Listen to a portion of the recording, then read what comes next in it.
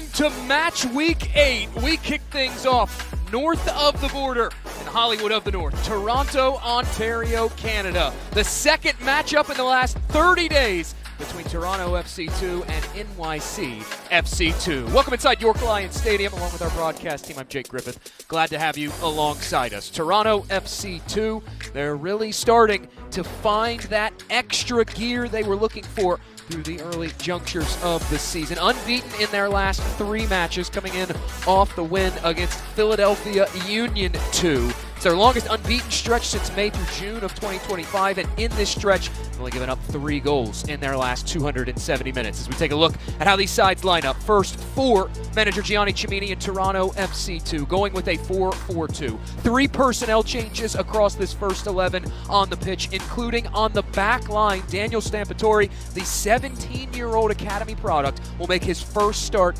of 2026. Elsewhere, though, on that back line, they will have to shuffle things around. Edwin Omorgbe playing at the center back role. It's an area that he doesn't traditionally play in, so a bit of newness on this back line for Gianni Cimini and company. They also make a shape change from their 1-0 win against Philadelphia Union 2 last match week. They came out in a 4-3-3 and that in a 4-4-2 today, looking for some stability in terms of rest defense. This is an NYCFC team that likes to fly up and down the pitch. They can turn you over, they can speed you up. Trying to use those middle 4 Cimini is to anchor things around, as Matt Pilkington and the Pigeons of NYCFC2 going with a 4-3-3. 4 personnel changes from their win against Connecticut United. It was a must-win match in the opinion of this NYCFC2 coaching staff. Always good to get that first win of the season under your belt, snapping the winless 4-match start. Picked up the win thanks to back-to-back goals in the second half. They will be without the services of the match-winning goal scorer Alhaji Sam today. He's one of the 4 out of this first 11. Cooper Flax makes his return to the starting 11 there on the right side of your screen. Number 27, Flax, highly touted player, the homegrown, signed in the offseason, former Wake Forest Demon Deacon, and Matt Pilkington has had nothing but positive things to say about what Cooper Flax has brought to this young Pigeons team. Says he brings stability, says he brings leadership already early in his career. Almost set to go here inside York Lions Stadium, where NYCFC2 have had some success. They've won 2 of the last 3 meetings in this series in this venue. Did so in 2023 and 2024. Last time they met in 2025 here in Toronto, Ontario, Canada. It was Toronto FC2 who got the better of their opposition today. They've won back-to-back overall in the series, won 3 of the last 5. Good enough for 9 of a possible 15 last points.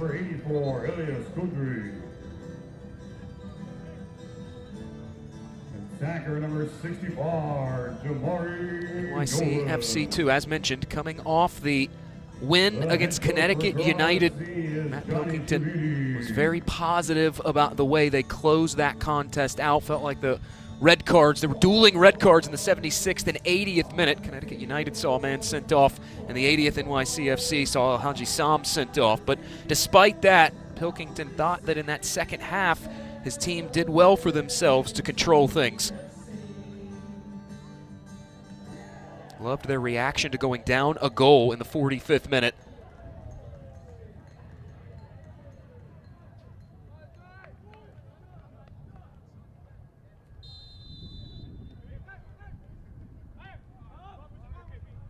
The whistle sounds, and we are underway here in Toronto, Canada.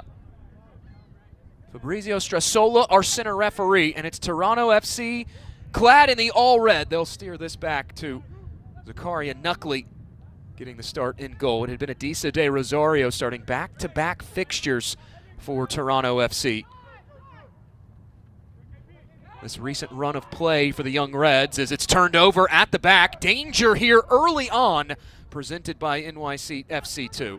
And that is something that Gianni Cimini had emphasized to his team this week. NYCFC's ability to use that press to try to manipulate their opposition. They want to pin you back deep. They want to turn you over. They want to win that ball back high up the pitch.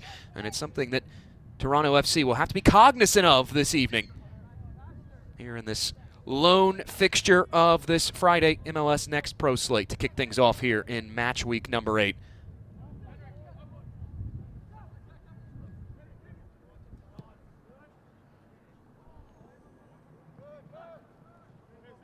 Young Reds will go over the top, and that is where Mac Learned, making his 5th consecutive start to open the campaign, will pluck things off the surface here inside York Lions Stadium and work it back over.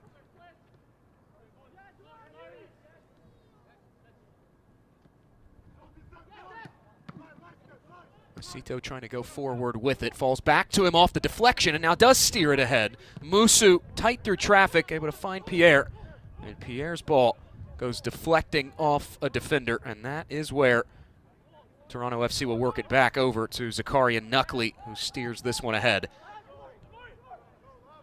One back, here's Jamari Nolan. It was 2 matches ago, make it 3 at a brace in this venue. The cross in from Fletcher Bank, deflected away and knocked out of play for an NYC FC throw in.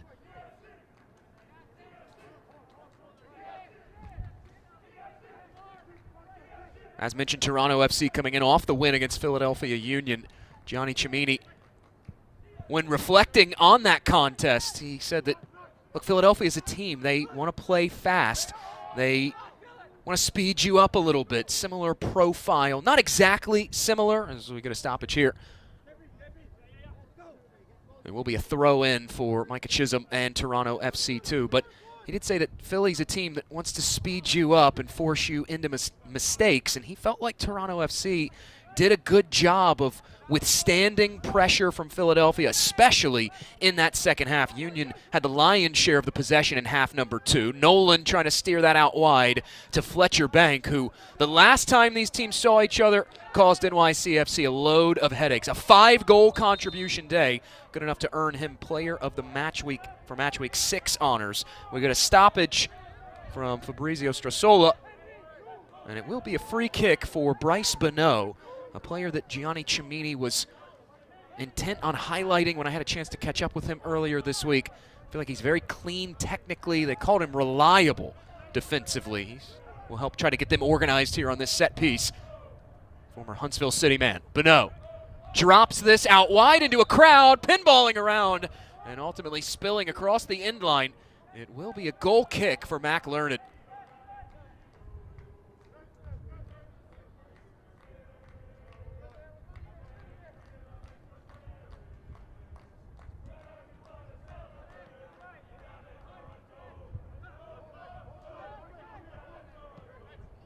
Matt Pilkington's bunch trying to put consecutive results together. They started the season off with back-to-back draws against Columbus Crew and then in the Hudson River Derby against Red Bull New York 2. Hudson River Derby shifting back into focus for the 2 New York-based clubs as that one goes whipped out of play and a throw back into a morgue bay for Toronto FC. They will meet in the U.S. Open Cup. It was NYCFC advancing past USL League One's Westchester FC last week in the round of 32. More on that in a moment. Cut ahead. Here's Havadam. Havadam on the right, looking for the angle to service it in. Instead, lays it back off. That one looped through and knocked away. Randazzo couldn't get a proper cross off. And now Acito will reset things. Dylan Randazzo, the 18-year-old out of the NYCFC Academy, joined that New York City Football Club Academy this offseason after spending the last 2 seasons with Columbus Crew 2.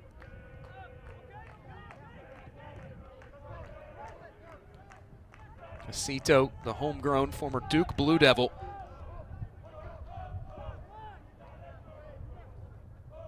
In terms of organizationally, this is a matchup of 2 clubs, 2 organizations from top down. They do put a heavy emphasis on the player development. Some of that player development shining through in midweek MLS competition on Wednesday night. Luka Gavrin, who appeared in 18 matches back in 2023 with Toronto FC, too, scoring the equalizer at the death for Toronto FC against Philadelphia Union. 90+6 stoppage time goal. Gianni Cimini, he really lit up earlier this week when having a chance to reflect on the way players that he's had a chance to coach and develop through this Toronto FC organization have found ways to impact Toronto FC at the MLS level. Jamari Nolan, Reed Fisher, Jackson Gilman, all on the bench for that contest.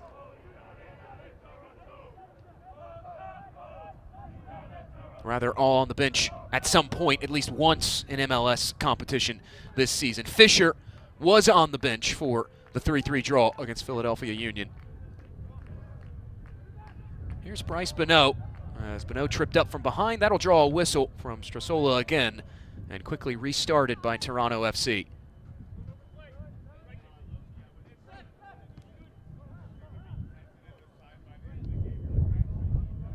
The aforementioned Cimini challenged his team this week. A key to the match being better with the ball when in possession. This over the head of everyone and falls out the other side to Fletcher Bank. Bank drives this, back stick, loose in front. Dixon gets the touch, but it's cleared away. All the way back to Omorgbe, the 17-year-old Toronto FC Academy man. Third start of the season for Omorgbe. Young player, 2009 birth year. Eddie Omorgbe. Cimini very high on him, what he's brought to this team this year, but acknowledged that he's played as a right back this year, asking him to play the role of center back. A big test today for the youngster. This is Havadam running right into Micah Chisholm, and out it rolls across the end line. That is where Zakaria Knuckley will have things.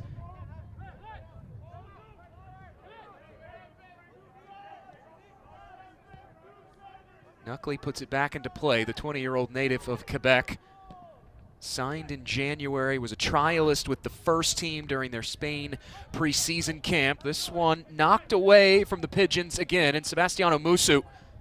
That ball ultimately dislodged, and no choice from Kapoor but to play it over to Knuckley, who's caught in no man's land and was able to move it away from danger.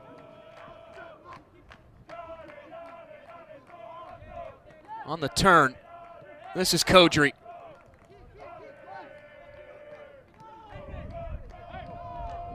Nolan will reset things. And now here is Jamari Nolan. Not afraid to drop Jamari Nolan deep when building out Toronto FC 2R. He's a guy that you'll see his heat map all over the pitch. Now tucked inside, it's Dixon goes central and cleared away. Not deep enough though to clear the lines. Here's Fortier. Tim Fortier, a real do-it-all player this season for Toronto FC. One of the team leaders in tackles per 90 minutes, also one of the leaders in chances created. Young Reds looking for the switch out wide. Left it a bit short, and that was just enough for NYCFC to clear it away. Fortier, the give back. Now Toronto FC on the move. Bonneau goes ahead with it, and that just out of the reach of his teammate. Across the touchline it goes, and a change of possession occurs via the throw-in.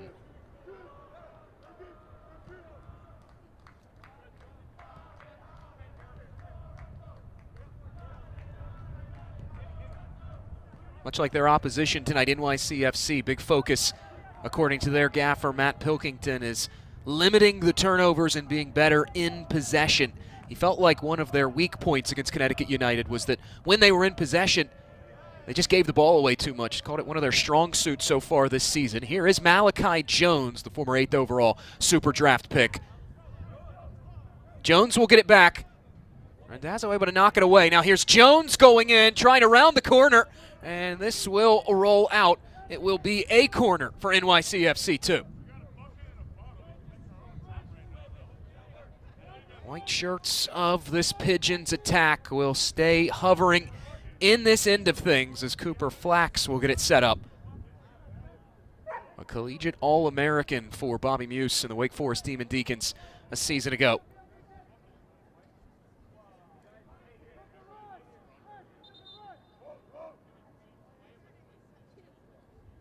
Strassola seeing some pushing and shoving inside that 18-yard box. He sorts through it, and now all things are set. First corner of the night for NYCFC. Flax, he'll go the short route on it. Now the layoff, back to Cooper Flax, whips this ball into a crowd, headed down but wide. It falls to Jones and knocked across the end line. Consecutive corners for NYCFC 2. They're so dangerous in their set-piece routines. This is just a real training ground effort here. You roll it short, top of the area, and almost, but not quite, for NYCFC 2.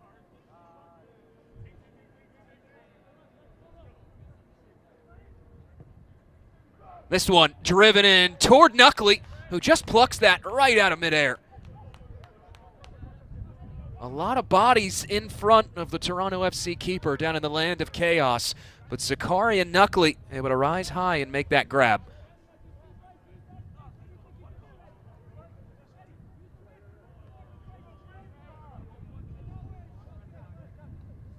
Johnny Cimini did highlight the play of Zakaria Knuckley when we caught up earlier this week, and one of those areas is, he said he's very good off aerial crosses. You see it on display there on that last corner. And now it's steered back to Knuckley. 2 closing in on him. Trying to drive that one forward back to Bonneau. Won't make its way to him via the dish from O'Morgbe, but it will be a throw in for Toronto FC 2.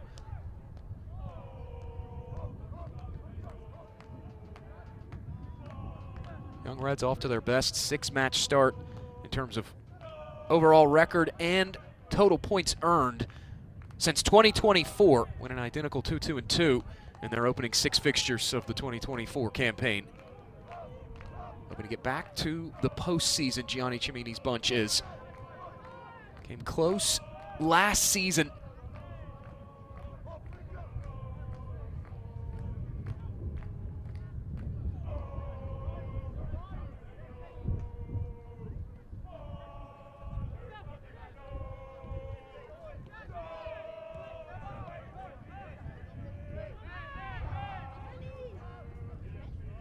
Here's Fortier now.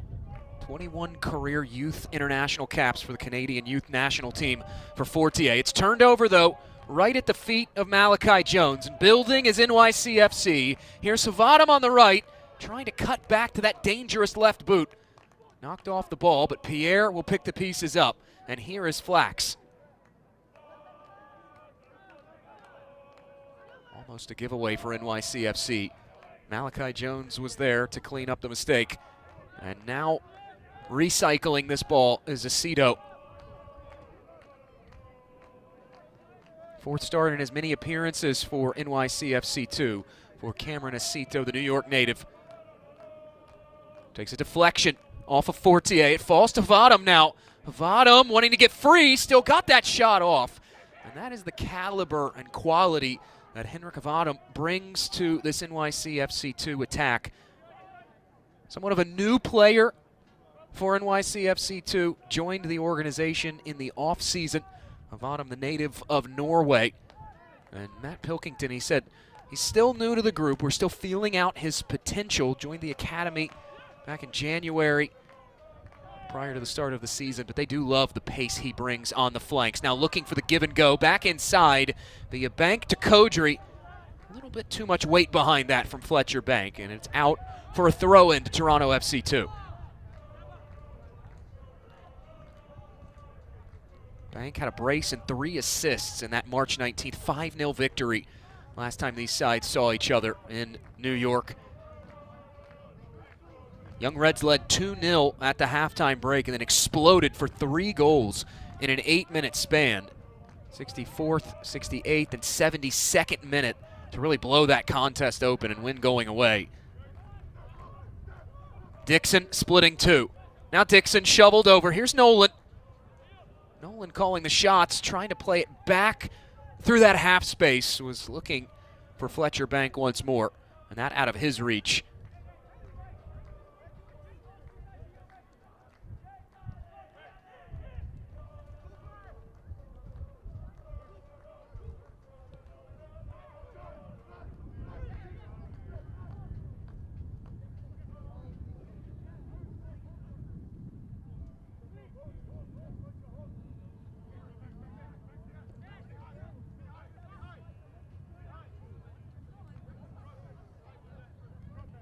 Here's Aceto now, hanging out right around that midfield stripe, able to give it over to Joe Sacecki.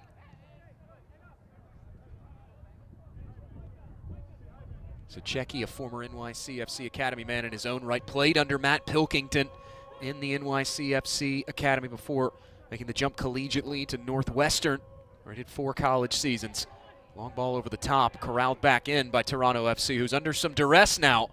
They have to get rid of it, and instead it's turned over. Pierre looking to roll it back through. Thought he had Oriel Zeitz driving in. First start of the season for the former Michigan Wolverine and Columbia Lion, Oriel Zeitz.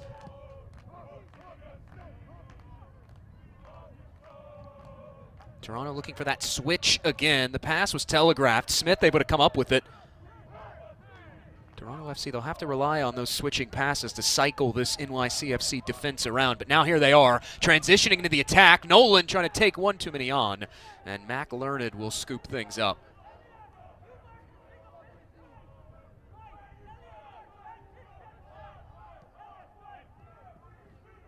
We've already seen the prowess of the NYCFC press on display.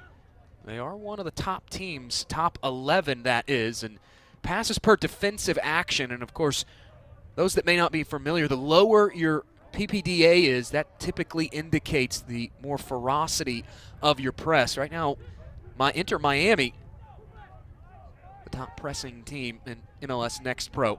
A sub-8 passes per defensive action. This one swung forward, and out comes Knuckley.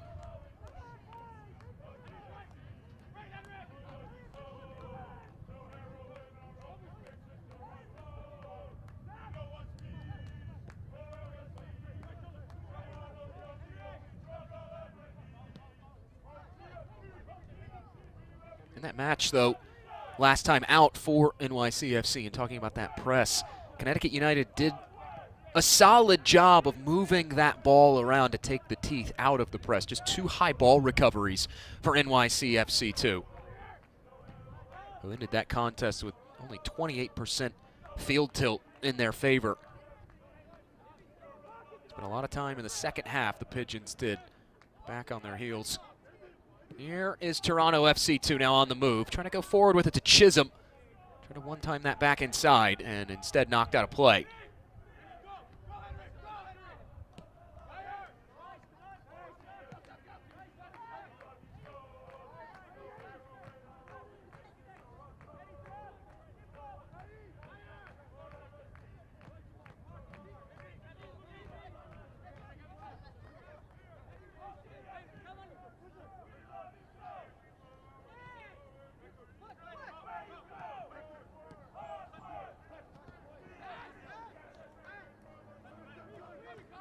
Young Reds will have another throw in. This will bring about an end to a 3-match homestand after starting their season out with 4 consecutive away. After this, they'll hit the road and take on FC Cincinnati 2. Now here's Fletcher Bank springing free. It's Bank on the end line, plays it inside, deflected and saved by Mac Learned. Not before it's cleared out for a Toronto corner.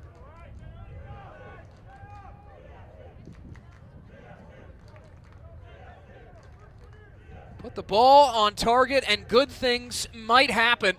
That's the old coach's adage, and that time it almost happened for Toronto FC. Somewhat similar to the goal they scored against Philadelphia Union. It was an own goal against Union 2's captain last match week. They just put it in the mixer and it went deflecting off of Rafael Uzcategui. Eerily similar there as this driven to the back post and headed away. Trying to hit that off the volley was Daniel Stampatori, and instead reclaimed by NYC FC2.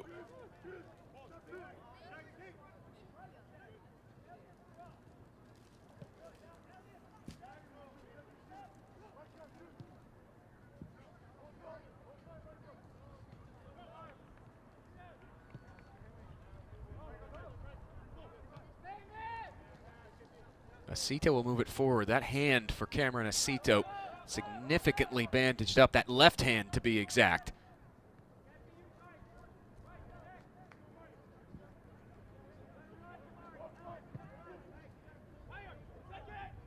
Long distribution ahead, seeking Jones at that center striker spot.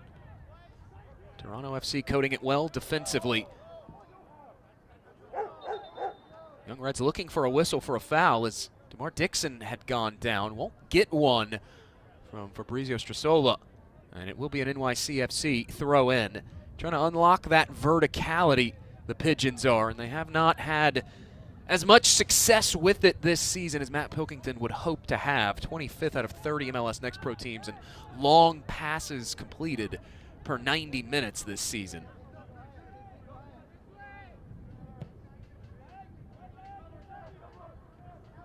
Now trying to find the switch. Looking to soften up what has been a rigid block defensively of Toronto FC too. Philadelphia Union struggled last time Toronto FC saw the pitch. One player leaving the pitch for Toronto FC too, and that is Tim Fortier. A little bit of bleeding on that arm of Fortier, forcing him off, and so Toronto FC playing down a man for the moment. This portion of the match is brought to you by BMO, proud sponsor and fan of Toronto FC 2. Chisholm will have the throw in. Now back to goal. It's Kodri. Dances past one, now a second defender, Omorgbe. Good movement of the ball here for the Young Reds. That's one thing that Gianni Cimini's team has been so adept at this season. Patience is a big word that comes to mind when you watch Toronto FC like to build out.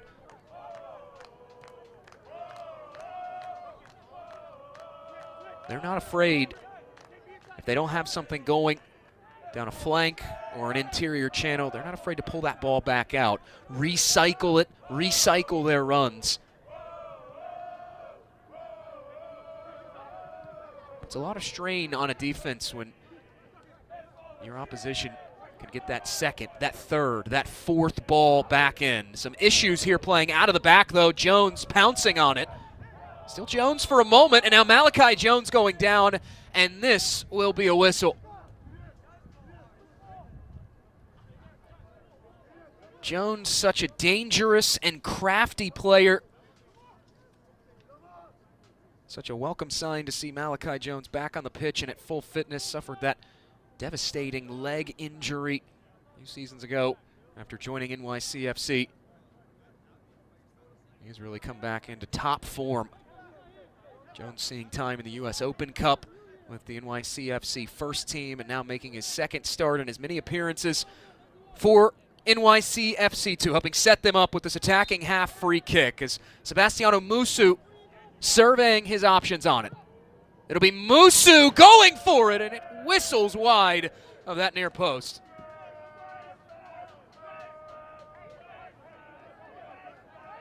Musu lining this one up. He saw an angle he liked. That ball ultimately breaking just a bit high and curving to the right at the last minute.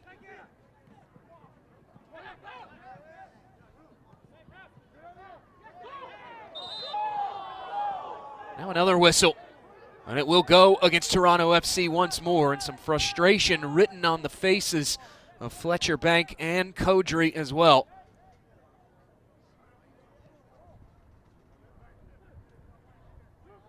Toronto FC, they have been the team with more possession right now, 55-45 advantage in terms of time on the ball for Toronto FC, but just 2 touches inside that penalty area. It's not going to cut it if you're Gianni Cimini's bunch. They wanted to see them be a bit more intentional and purposeful with their possessions in this match. They have let NYCFC, despite not having a lot of possession so far, as we continue to close in on the half-hour mark elapsed. They have been the team that has spent more time in the opposition half, 23 passes completed of their 63 NYCFC in the Toronto FC half. This portion of the match is brought to you by LG, proud sponsor and fan of Toronto FC 2, who do have the throw in, and they quickly take it. And now they will repeat that action. Another throw in along this near touchline for Micah Chisholm and Toronto FC 2. 20 appearances, 10 starts last year for Chisholm, who was picked up where he left off in 2025. Played the majority of all 5 of his appearances this season. They go forward with it. It's Jamari Nolan. He's got 3 goals this year. Looking to roll it along the top of the area. It falls back to Nolan. What a save from Learned at full stretch to deny Jamari Nolan. Toronto trying to move quickly with it now. Off the throw-in, Chisholm. He receives it back. Down low, it's Bank. Bank whips this cross in, nodded away by NYCFC. Nolan, though, trying to stick the foot in and win it back. Could not. And it's Malachi Jones trying to transition the Pigeons into the attack. What an impressive effort here for Jamari Nolan. Falling right back to him and rocketing that one off the fingertips of Mac Learned. Nolan, a guy that Gianni Cimini, assistant coach Armand Mohammadi, they've both spoken with me about at length so far this season. Gianni Cimini had said earlier this year that one of the core goals of Toronto FC, they want to give their prospects the appropriate amount of time to develop. And they feel like the ceiling is very high for Jamari Nolan, who spent 19 matches with Toronto FC2 last year. More on that in a moment. Turned over, now played centrally here. Real danger territory if you're the Young Reds. They come away unscathed. And now here is the aforementioned Jamari Nolan. Dodging would-be tackles and going forward with it. Out wide, back to Bank. Takes the touch on the move. It's Fletcher. Bank stopped by Learned again. A pair of important saves, 2 in the last 3 minutes for Mac Learned. This time seeing this in all the way and parrying it out. That's a good early ball ahead to set Fletcher Bank up with that opportunity, and it ultimately wins a corner for Toronto FC2.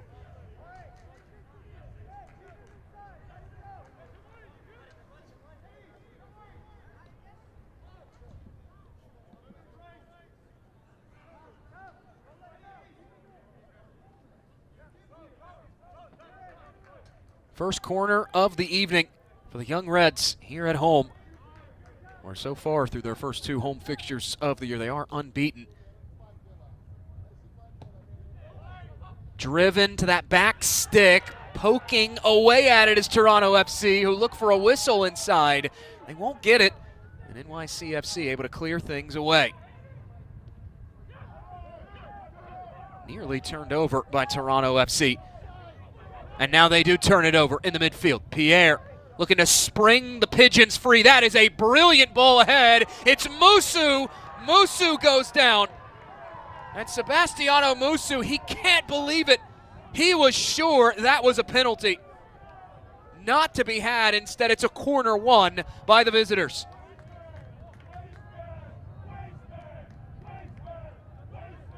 A look at it again.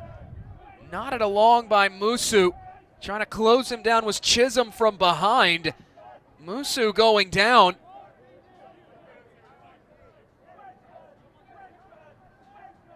Fabrizio Strassola content to not sound the whistle there. You see Cooper Flax wearing the captain's armband today for NYCFC2. 27 there. Center of your screen in white, pleading his case with the assistant referee. Meanwhile, this swung in, glanced away near Havadam. Havadam couldn't get a touch off on it. And now we get another stoppage for a foul against NYC FC2.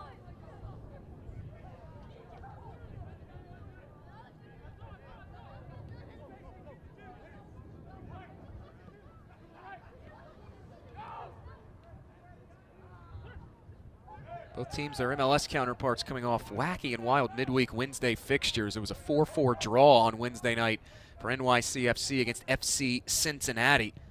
Johnny Shore, Maximo Carrizo, Nick Cavallo, Seymour Reed, Arnau Farnos. They've all seen minutes with NYCFC2. They were on the bench Wednesday night. Farnos and Shore both playing 6 minutes as second half subs in that 4-4 draw. The aforementioned Johnny Shore, he does lead NYCFC2 with 6 MLS appearances this season.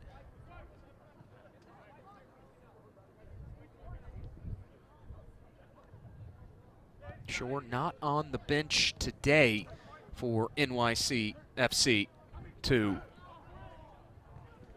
They are in action on the road at CF Montreal tomorrow at 2:30 Eastern Time. Have to imagine that might be indicative. His lack of availability for the young Pigeons might be indicative that he will be with the first team, and manager Pascal Janssen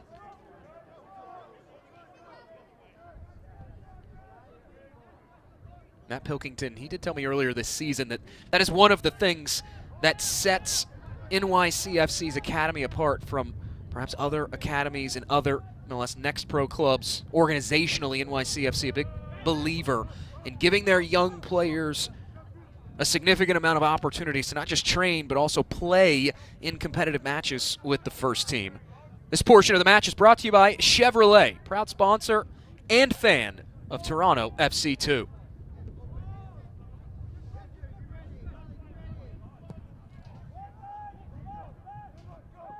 Pigeons will swing this one out wide. That is where Malachi Jones will pick it up. Had support on the overlap, instead cuts it inside, headed down by Musu. And it goes rolling wide. A corner awarded though. Things will stay here for NYCFC. Jones, this a spectacular service, finding the head of Sebastiano Musu. Like glancing off the defender on its way out. 4 corners now in this first half for New York City Football Club.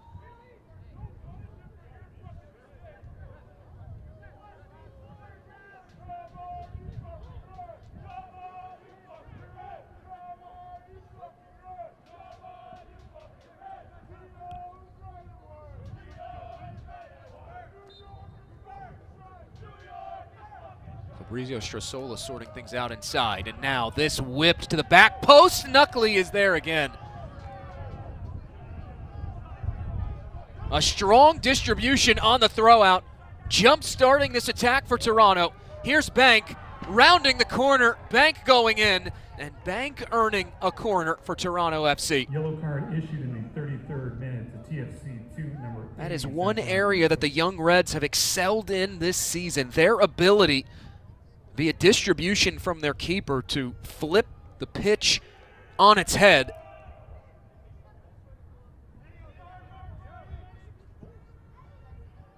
That time, thanks to the strong throw out from Knuckley, able to find Fletcher Bank into space and setting up this corner. Drives this back post, trying to find Omorgbe.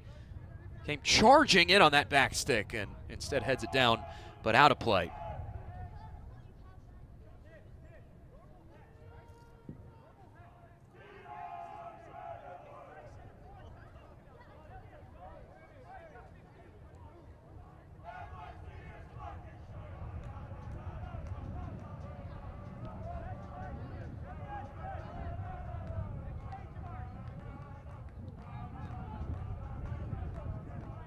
Was a yellow card shown moments ago to Zakarian Knuckley before play getting back going. That representing the first booking of this contest.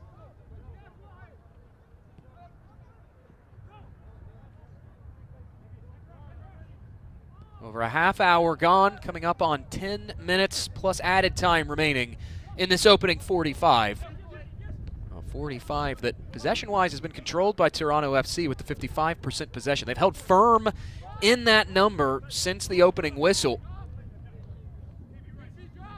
Both of their shots so far in this contest have gone on target, but McLearned turning in a solid performance in goal so far for NYCFC 2. Kodri felt like he was impeded. He won't get the whistle he was seeking despite his protests. A turnover.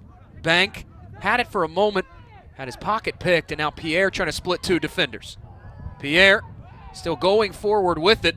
A collision sends Kevin Pierre down. And now Toronto FC 2 will try to transition back into the attack.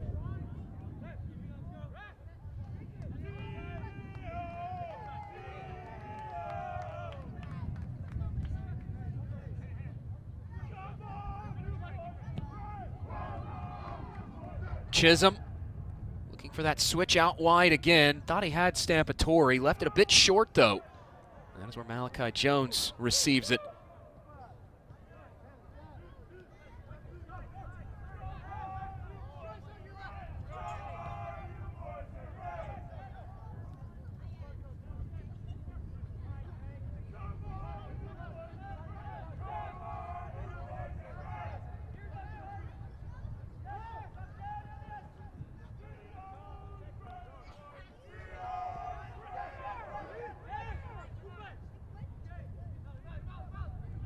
NYCFC, you set aside the 5 goals they conceded in a single match to this Toronto FC2 team. They have been solid defensively. Only 3 other goals conceded in their 4 other fixtures, aside from the Toronto FC2 5-0 loss at home. It's really been the offense that has struggled to get going at times. They have scored the 2 goals in the win against Connecticut United, but you go all the way back prior to that, had the goal in the 5th minute against Red Bull New York 2, and after that, the only 2 goals they've scored over the last 355 minutes have been the 2 in the single match against Connecticut United. At Pilkington and company, they do feel like NYCFC are generating good opportunities. They're getting in good scoring areas. It's more just about that finishing touch they're trying to find. Toronto FC trying to find their finishing touch here. 2 shots, both on target, and now here they are again as Kodri goes zipping that one errant of the far post and out for a Mac Learned goal kick.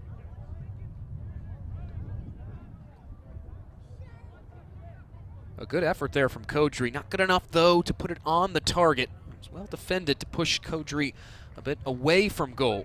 But you see those quick, rapid transitions. It's something that you talk to any MLS Next Pro head coach, they talk about the synergy that exists organizationally between first and second team. And Robin Frazier, manager of Toronto FC at the MLS level, that is something that throughout his coaching career, he is a big, firm believer in rapid transitions into the attack, defense to offense, wanting to see that very quickly.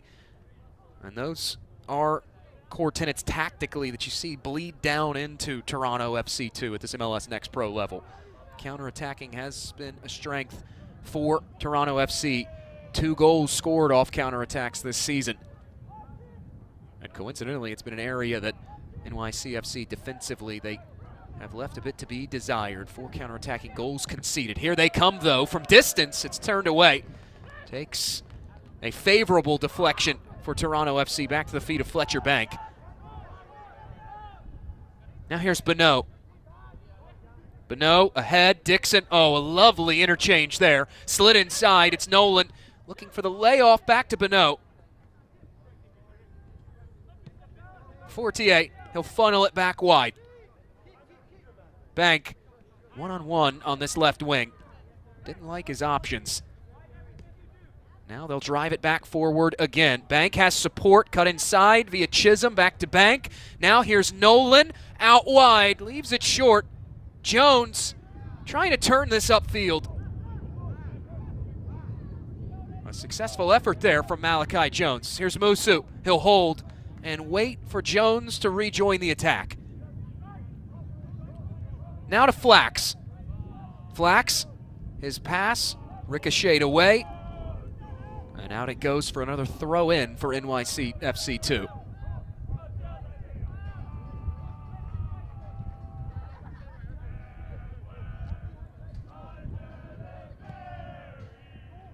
Acito looking for the switch. Trying to take advantage of gaps and spaces is a key to the match, according to Matt Pilkington.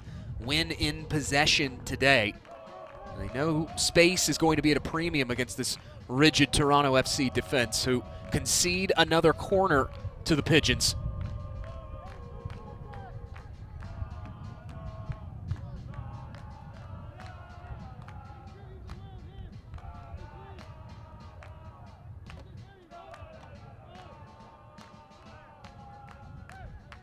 Cooper Flax will have this over at that far corner flag.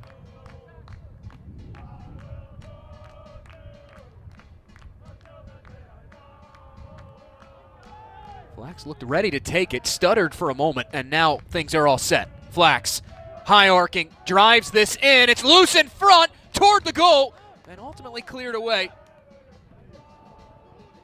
And now turned over, driven across the face of goal. It falls to Jones, deflecting around. It's headed down and whipped wide. Frantic moments in front of Zakaria Knuckley. This dangerous, flying in there was Pierre. Able to get ahead to it as Knuckley had come off the line, and you see Knuckley was laboring a bit, tried to come out with the punch. Then the second ball whipped in by Zeitz. Jones was there. Flax looking to set it back up over to Kieran Smith, who whistles that wide of the far post, and we stay scoreless.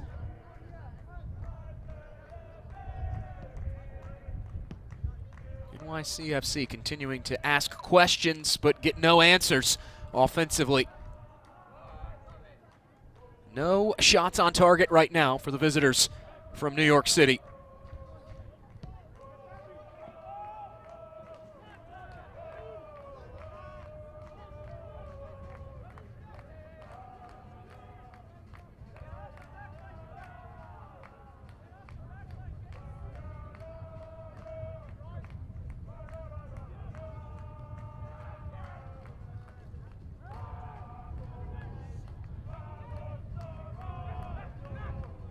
NYCFC too, they are on the move, but losing some ground as Avadam gave it up.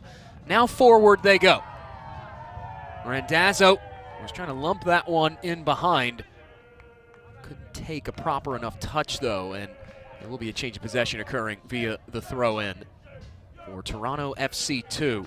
As we barrel in toward the end of this opening 45 minutes. Jam-packed halftime show for you. We'll have highlights, talk about some stats. We'll recap some things around MLS Next Pro previous match week and look ahead to a busy match week 8 that will really begin in earnest on Sunday afternoon. Connecticut United and Philadelphia Union meeting for the second time this year. Two Eastern Conference teams clashing. It was Connecticut United handing Philadelphia Union to a surprising defeat at Subaru Park earlier on in March. The Eastern Conference leaders, Crown Legacy, will be in action tomorrow against Carolina Core, as NYCFC will have the throw-in. Crown Legacy, such a strong start to 2026. This Toronto FC team, they're familiar with the offense of Crown Legacy. Played to a 3-3 thrilling draw now 3 fixtures ago here at York Lions Stadium. Took a Fletcher Bank goal at the near death to help Toronto FC rescue a point in that contest. Real resiliency shown by Gianni Cimini's bunch in that game. Went down 2-1, went down 3-2, still battled back, sent that one to a shootout.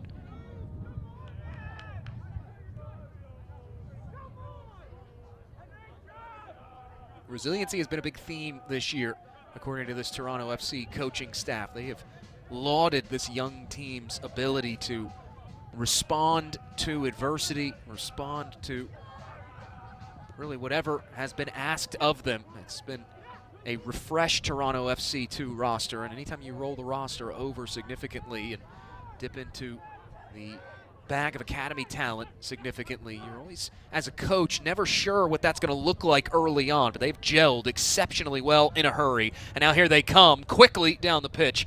That will be driven out of play. No additional time added to the first half.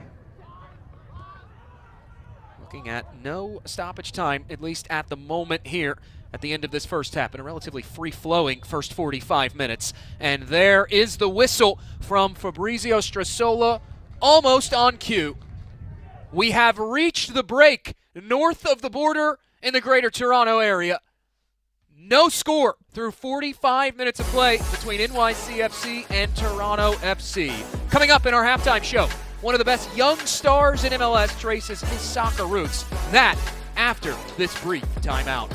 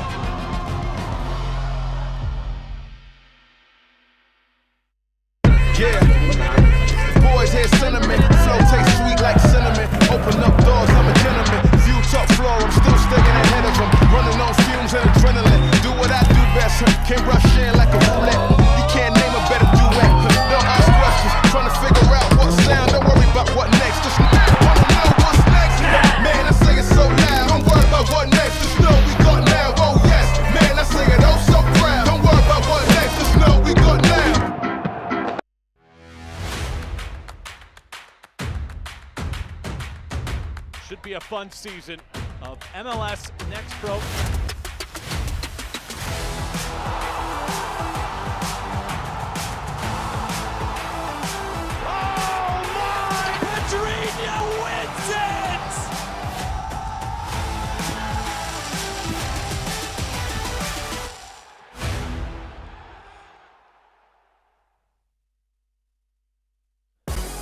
Back in Toronto, Ontario, no score through 45 minutes of play between NYCFC and Toronto FC.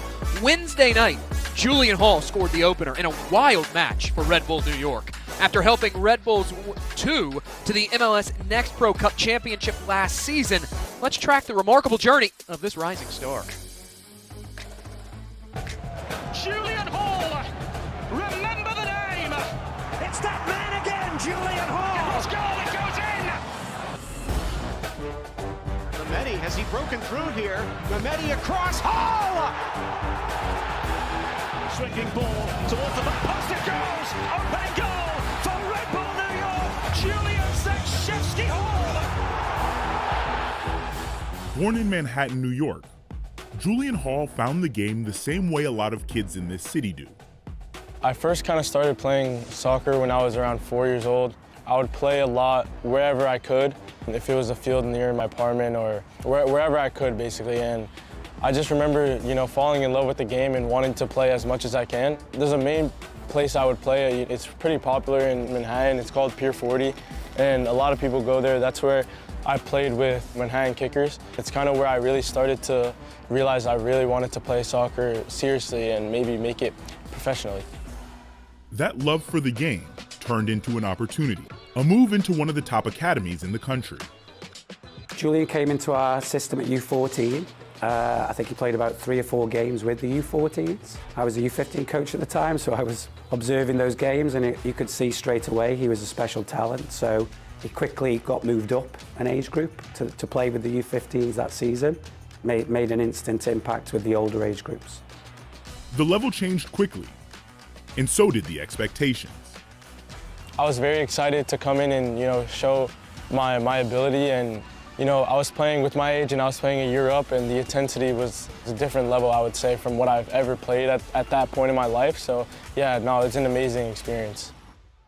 Chimueno scored off the bench against Seattle, and Julian Hall with the breakthrough!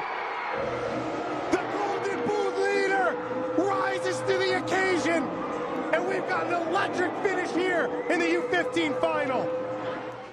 He's one of those players that can get you up off your feet. Like, he's direct, he can take players on, he can score goals from inside the box, outside the box in really different ways. And, it would always amaze you how he would find goals in the game. The next step brought a new set of challenges.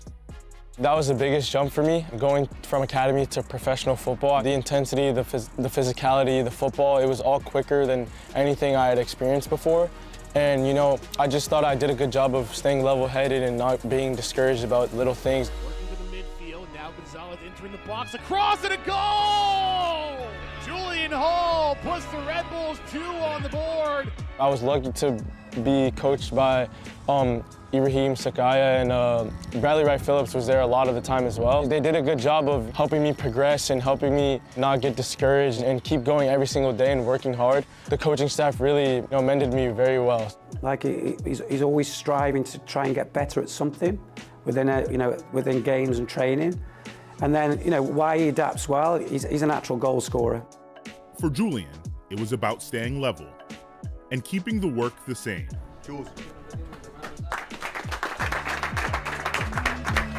When you go to a professional environment, if you're doing the most amount of work and you're clearly working harder than everyone else, it stands out to a lot of people, and that can be something that separates you from everyone else. If you're a hard worker, that could get you to a lot of places, and I think that's just something that established me when I first came into the first team.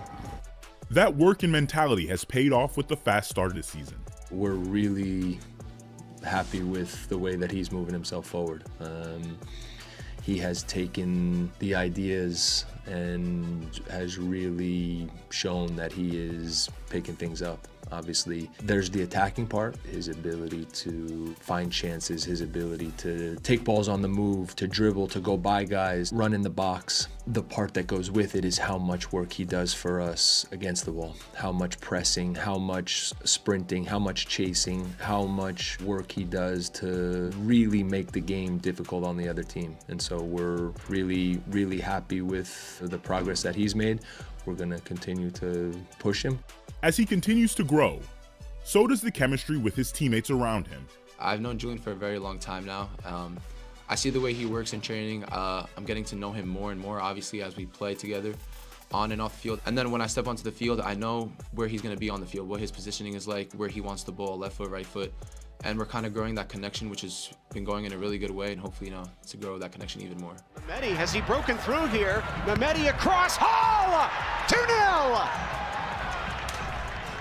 I think it's just the trust with the coaching staff. Coach Michael, he's done a great job with us during preseason and putting trust in me to start the first couple games. It's a lot of credit to him for putting his belief in me. Obviously, I have to go out there and perform to the best of my ability, and thankfully, I've got a couple goals so far. The goal is to keep progressing throughout the season. Talent and work ethic have helped Julian's dreams come true faster than even he could have predicted. I've always dreamt of becoming a professional soccer player, but I never really expected it to happen so fast, to be honest. Earlier that year, I was still just playing academy, and I was progressing well, but I never thought it would lead to signing a contract later that year. So it's kind of a lesson there just to be ready for anything, and anything can happen very, very quickly. You really just have to put your all into whatever you're doing, and things can happen. I think a big thing is just self-belief, because when I was playing in MLS Next, I was signing a contract later that season. I had no idea. I did not have a plan on signing that year. That was not in my plan at all. I think things like that can come from just you doing as much as you can, and things will just happen by itself, as long as you're working hard and giving 100% every single day, good things will happen. And thankfully things came to me that year, and you got to be grateful, and you got to use it as much as you can to your abilities.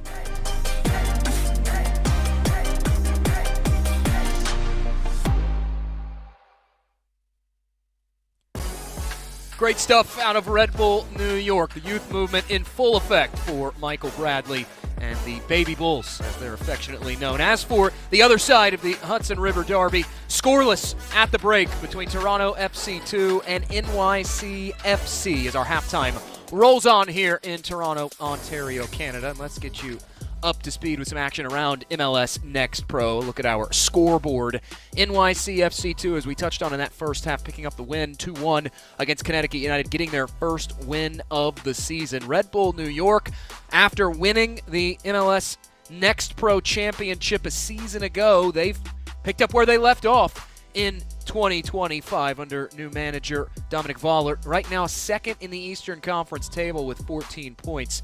Unbeaten in their first 6 to start the season, courtesy of a 3-1 win against FC Cincinnati 2 in a thriller between Carolina Core and Orlando City B, who have new management as well.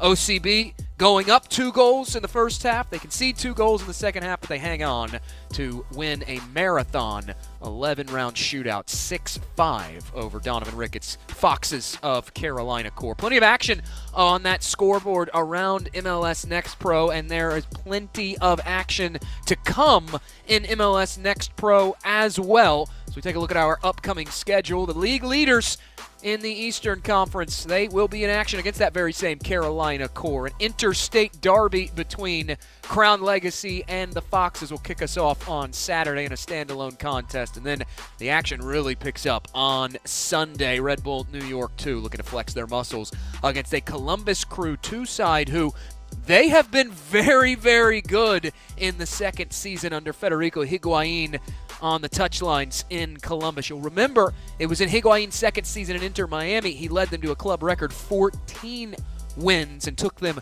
to the MLS Next Pro playoffs. Finished his first season with Columbus Crew with an identical record which he finished his first season in Inter Miami, trying to turn the tides in Columbus, and they find themselves right now third in the Eastern Conference table. So a battle of 2 versus 3, really juicy matchup between the Baby Bulls and the Capybaras. As for our contest, let's get you up to speed with our first half highlights. And despite no score through 45 minutes of play, there was plenty of action. This was a really end-to-end contest, and things started out relatively early, going the short routine off the corner as NYCFC, though, whip this one in, pinballing off the head before falling near Malachi Jones. That one would go out. NYCFC would not convert on the ensuing corner. Then here's Fletcher Bank looking to go central with that one. Takes a ricochet, reflex save made by Mac Lurden. Could have easily rather been an own goal. This hit from distance on a set piece for NYCFC.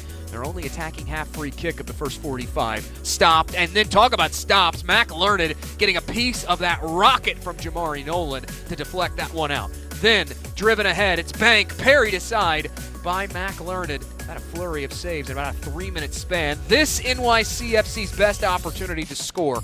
A lot of crowds, a lot of traffic. That's been the theme in front of Knuckley on set pieces for the Pigeons. Second effort, no. Third effort goes whistling wide.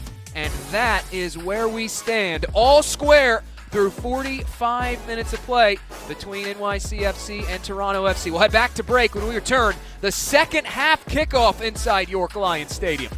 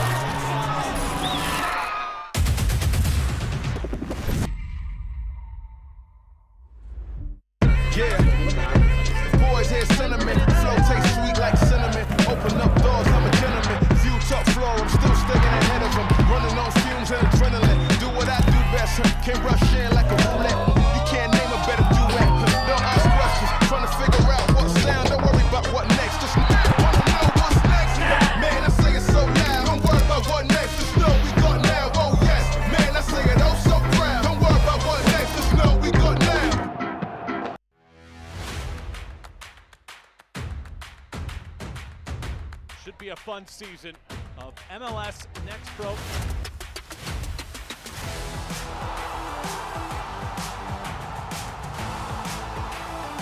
Oh my! Pedrinho wins it!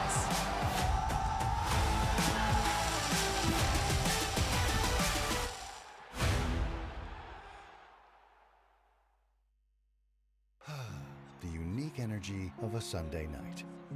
Ideal for calm music, whispers, stargazing, reflection, and a relaxed environment. Sunday nights were made for this.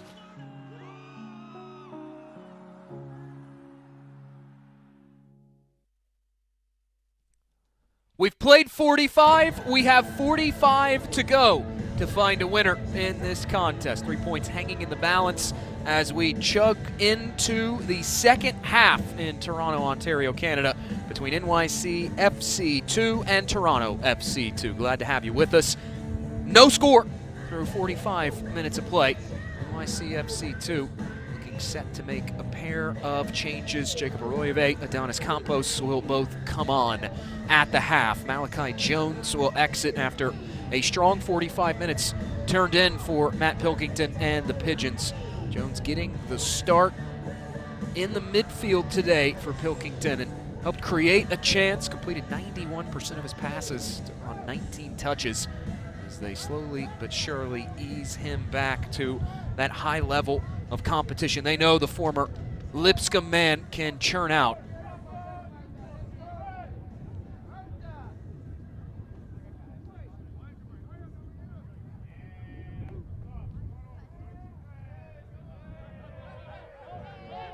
Late arrival back onto the pitch out of the halftime dressing room for Toronto FC. That's Jamari Nolan. You saw him adjusting the shirt there, sliding it back on, and there is the whistle from Fabrizio Strassola, and we are underway for half number 2.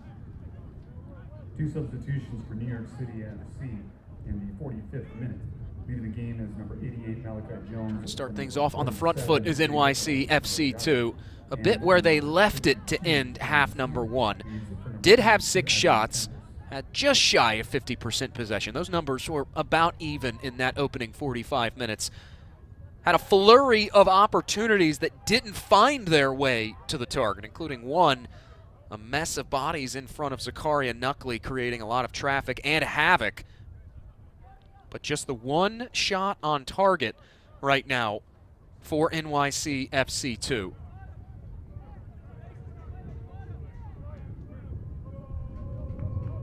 Meanwhile, Toronto FC in that opening 45 minutes, 2 of their 4 shots went on the target. As this one off the throw in, falling to Nolan, trying to spring Dixon free, and now it's Dixon in behind, he scores!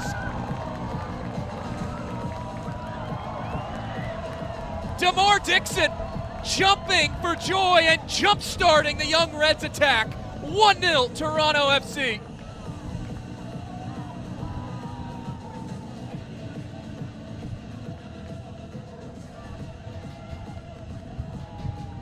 Talk about quickly transitioning into offense. Blink and you'll miss it for the Young Reds.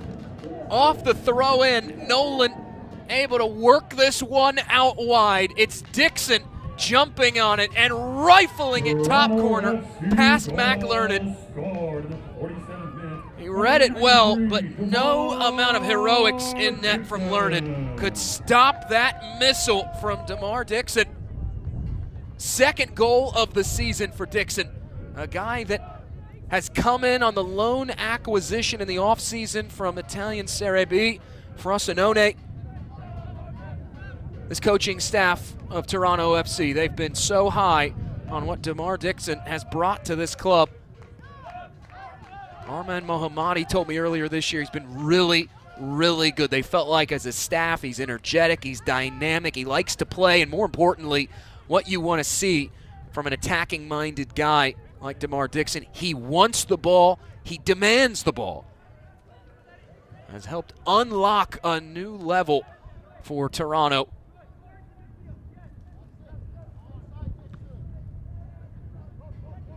That's now 6 unanswered they've scored against the Pigeons across one full match and a little over 1/2 of a match to open up 2026. And they have their eyes on more. Here's the goal scorer, Dixon.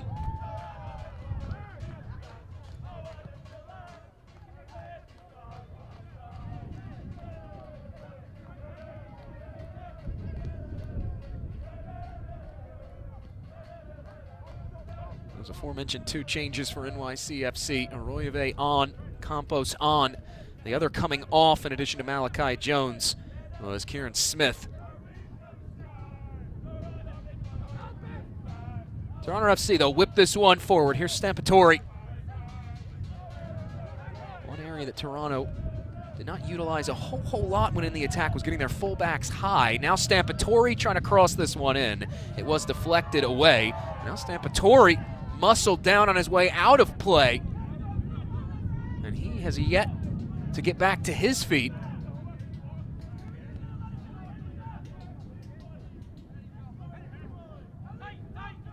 Toronto FC, they felt like their speed on the outsides was a good matchup today for this Young Reds team, and trying to get those fullbacks high into the attack to help create numerical advantages is something that Gianni Cimini wants to see from this squad. Trying to tuck that back inside. They had their eyes on Dixon. Instead, ricocheting around, Fortier coming up with it, and Fortier in the middle of the park will set Toronto FC up with a free kick. A dangerous spot here for the NYC FC defense. Right now, Toronto FC riding all the momentum, courtesy of the goal from DeMar Dixon.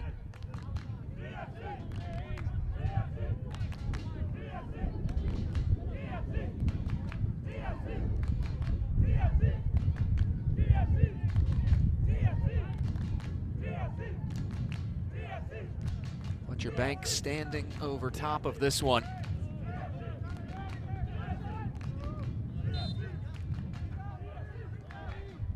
It'll be Bank driving it toward goal. That one goes hooking high and out of play.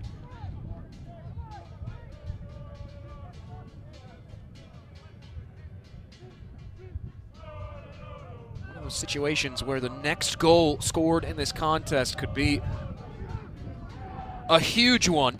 If you're NYCFC, trying to peg that goal back, and if you're Toronto FC, the way they've been able to defend this season once taking the lead has been very stout. We've seen NYCFC, despite getting into that final third, having looks at goal. A lot of that congestion, courtesy of Toronto FC's low block to this juncture, has prevented NYCFC from generating any cohesion or getting shots on that target. Just the one save so far for Zakaria Knuckley. We played 50 minutes plus. Here's Fletcher Bank now. Trying to work that one forward to Kodri, who ran out of room, and tossed back into play very quickly by NYCFC.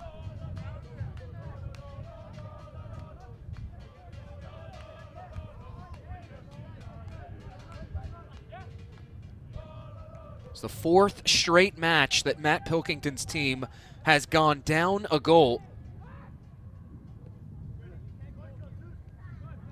We were able to snatch all 3 points last match week against Connecticut United. If they want to pull 3 more points out, they'll have to replicate that same come-from-behind effort. And now here they go, over the top. Options developing. Arroyave now. Arroyave, late arriving run. It's Flax, blocked on its way through. Off the back of Bonneau, and it'll stay here. Corners were a strong point for NYCFC in half number 1. They had 5. This will be their 6th of the night.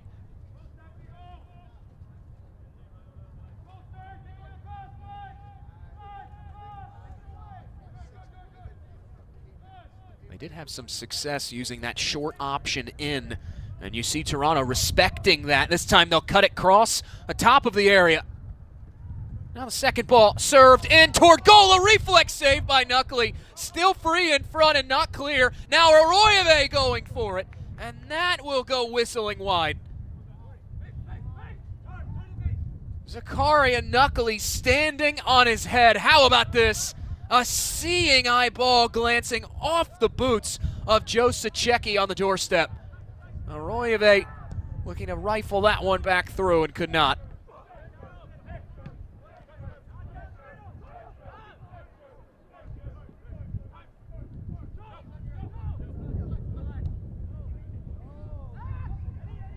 Now again, forward they go. Musu, a foot race. He will win that against Kapoor. Kapoor turning it back. The second half substitute, Jacob Arroyave, the homegrown for NYCFC. Flanked again by support. Here's Musu, cuts it central, and it's turned away again.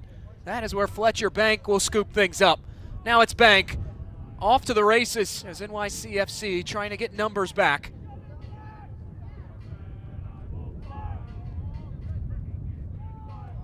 Rest defense was a point of emphasis for Matt Pilkington. They respect the transitional ability of Toronto FC, and they have done well for themselves so far to keep their rotations crisp and even when pushing high into the attack, making sure they have good coverage in behind to try to help stymie some of that transitional capability of Toronto FC.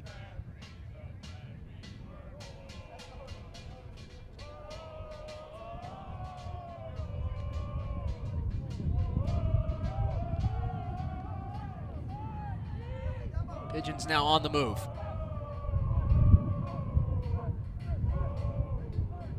There's Flax, gave it up to Pierre, who turns it over. Now inside from Bank to Nolan, looking for the give back to Fletcher Bank. Defender had a beat on him. That was Acito who went to ground and is able to corral that ball in.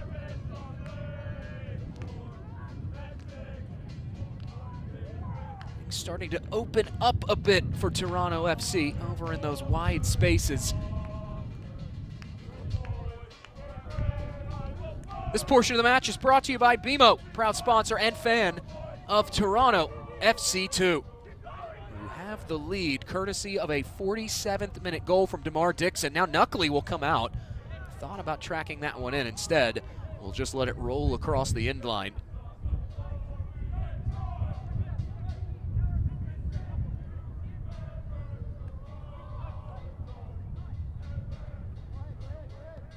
In the opening 15 minutes of the half, NYCFC, they showed that press time and time again. There were some junctures that Toronto felt that heat as they try to drive this one forward to Kodri, and that time that press coming up advantageous for NYCFC.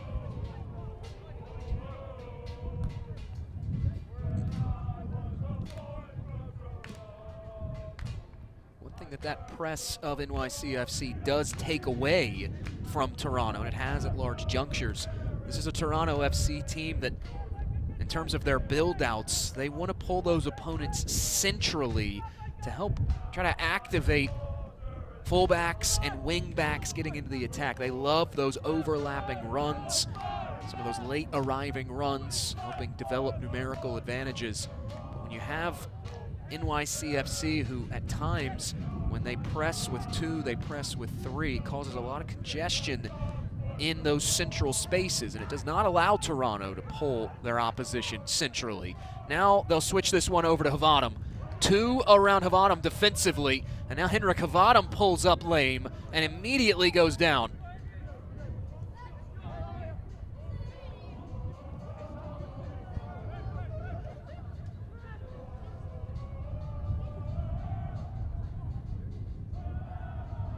A hold your breath moment if you're NYCFC, as Henrik Havadam, he had gone down and tried to pull that ball in on the move. Double teaming him, and he went down right along that end line and finally back to his feet. But you see him right before the replay shuffling. A look at it once more. A collision there as Omorgbe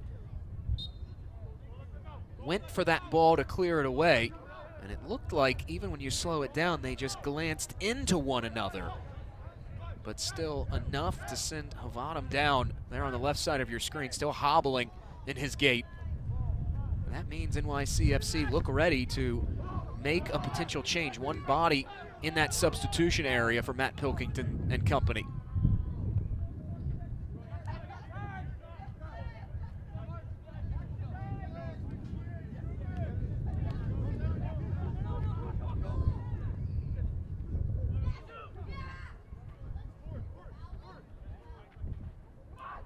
Pigeons had it for a moment, now it pops free. Here's Musu with the outside of the boot, trying to poke it forward. Havadam. Now Campos over to Cooper Flax, and they'll recycle this ball. Acito. Surveying is Acito.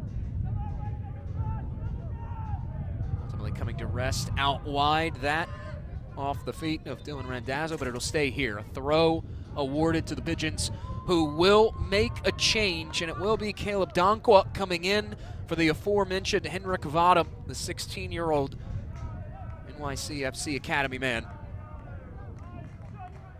Substitution for New York City FC in the 59th minute. Leading the game is number 68, Henrik Havadam, for number 59, Caleb Donkwa. Donkwa, first appearance of the season.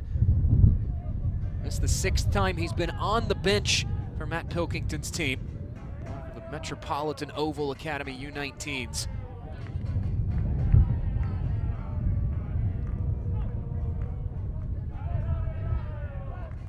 Play back underway off the substitution, and it's NYCFC settling in on possession. I know they've taken the advantage in possession, but still frozen on that one shot on target.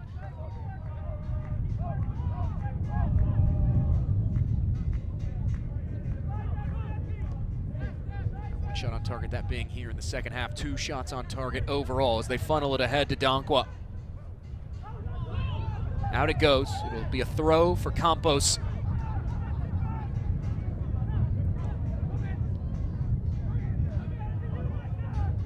On the turn, Arroyave inside. Musu blocked and cleared.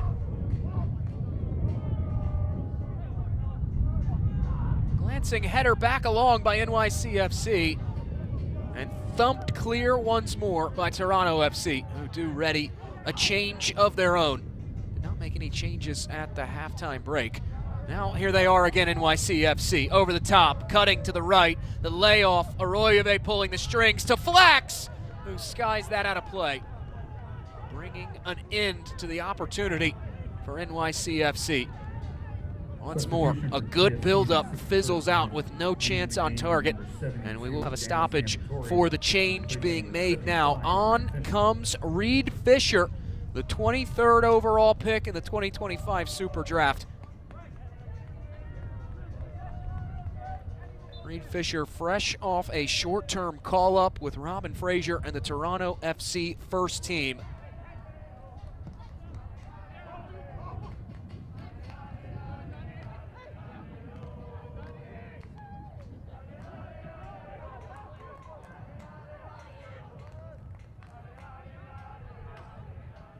The first change of the night for Gianni Cimini and Toronto FC. NYCFC have made 3. They have 2 remaining as we have crossed over the hour mark played. The only goal scored so far, DeMar Dixon in the 47th minute.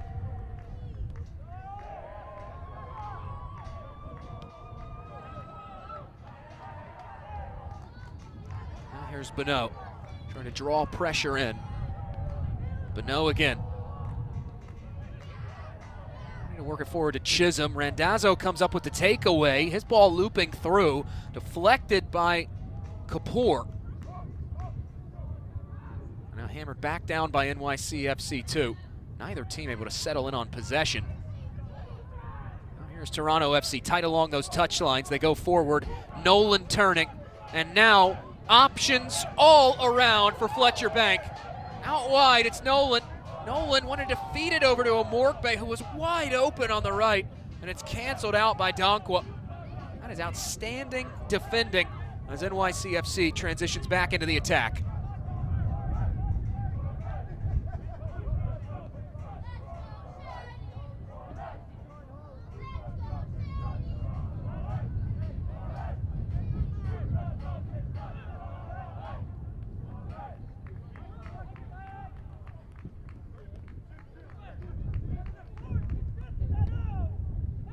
Rolled forward and volleyed out wide by Zeitz. Things building here for NYCFC. Randazzo's service swung in but headed away. Musu now hit off the volley. Won't make its way through. Pierre laid it back off. Turned over though.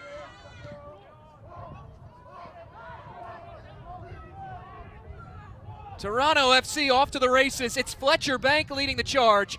Bank going for it and sailing it high. Out it goes for a goal kick.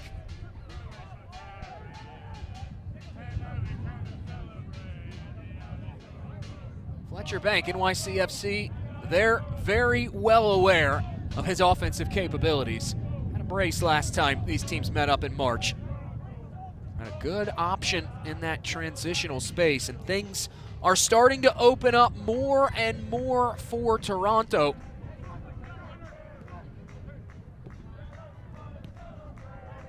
Rotations have been slightly late for NYCFC as they try to get back defensively, and it's leaving acres of space for these dynamic wingers of Toronto FC too. Still though, it's been NYCFC controlling half number 2 possessionally. 61% so far since the clock rolled over to the second half. Here's Arroyave able to pick the pieces up. Going to cut it across the area. Instead, that's gobbled up by Fortier. Fortier turning away from pressure. Nearly a dangerous pass back to Knuckley, who was quick off his line, able to clear that one. And it's worked back to Mac Learned. This portion of the match is brought to you by MasterCard, proud sponsor and fan of Toronto FC 2.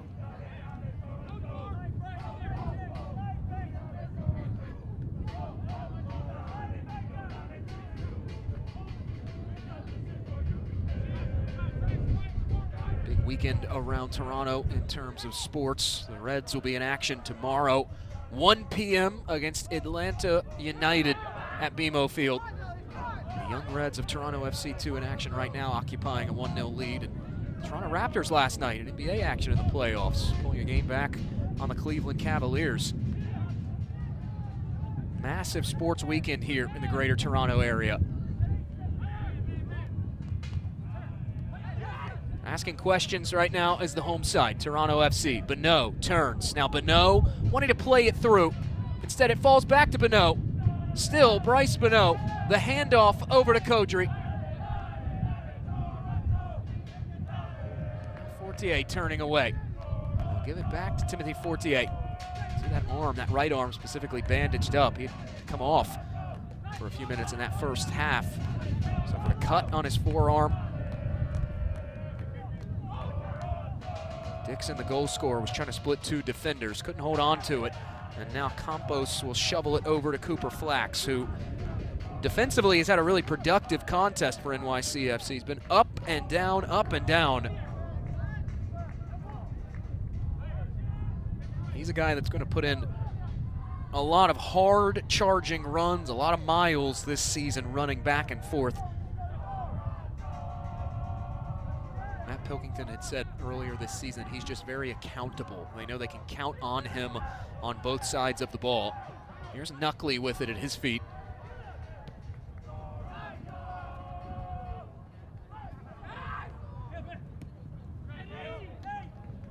Morgbay had it for a moment. He turns it over, and now Bryce Bonneau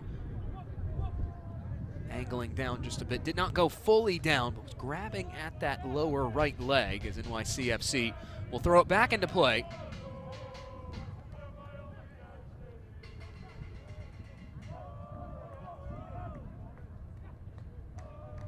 Acito ahead. Now here's Randazzo trying to round that outside corner and was unable to do so. Out it goes for another corner here for NYCFC 2. They've always been a strong set-piece team under Matt Pilkington as they'll quickly steer it in on the short option. Here's Flax, rolled back down low, Zeitz turning, and will earn another corner for the Pigeons. Second in the last 30 seconds. But Matt Pilkington, he wants to see this team not just be dominant at earning set pieces, but capitalizing more on them. This time, the in-swinging ball. Knuckley is there. A slight bobble, but it won't matter. Good distribution once more. Knuckley, he has been strong in his matches this year in terms of distribution. Tight-roping the touchline is Fletcher Bank. They don't have the numbers. Bank, they're going to cut this one back. Now Bank turning. Bank angling in. It'll be a goal kick.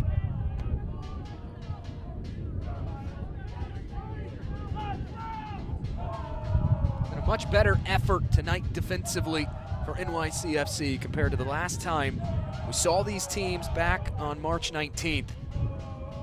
This was right around that moment, the 64th minute to that 72nd minute when things started to fall apart for the Pigeons defensively at home. They gave up 3 goals in an 8-minute span.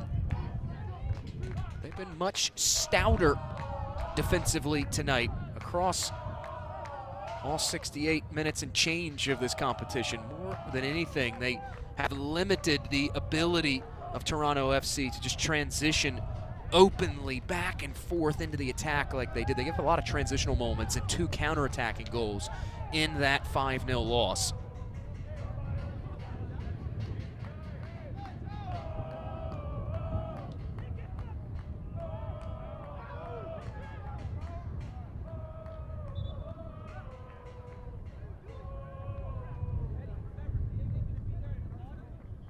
Substitution for TFC in the 7th. We get a stoppage here from Fabrizio Strasola, and that will give Toronto FC an opportunity to make a change. Bryce Bonneau will come off for Toronto FC, and in his place, making his first appearance of the season, Diego Nuebrito. He's been on the bench a handful of times this season for Toronto FC too, but now making his first professional appearance for the Young Reds. The Toronto FC Academy man joined ahead of this season.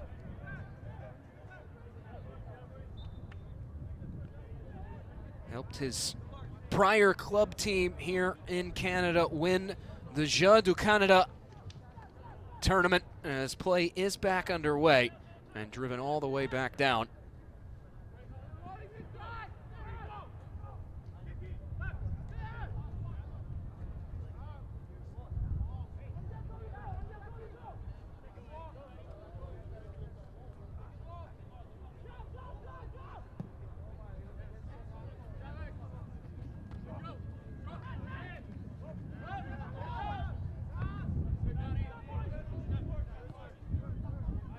Pierre will come up with it again for NYCFC2, who, you look at the stats, right now NYCFC 12 shots, but just 2 on target. One of those coming here in this second half, stopped by Zakaria Knuckley. This portion of the match is brought to you by Ritz, proud sponsor and fan of Toronto FC2, who are on defense right now. Forward they go to Donkwa, who steps inside on Omorgbe, cuts it in front, tap toward goal, and stopped again by Knuckley.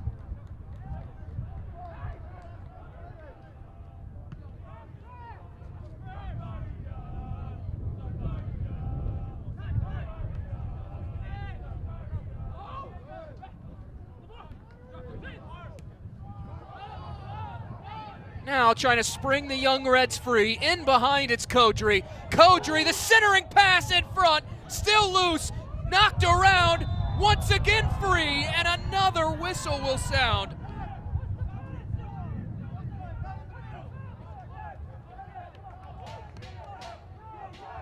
A prime opportunity to double.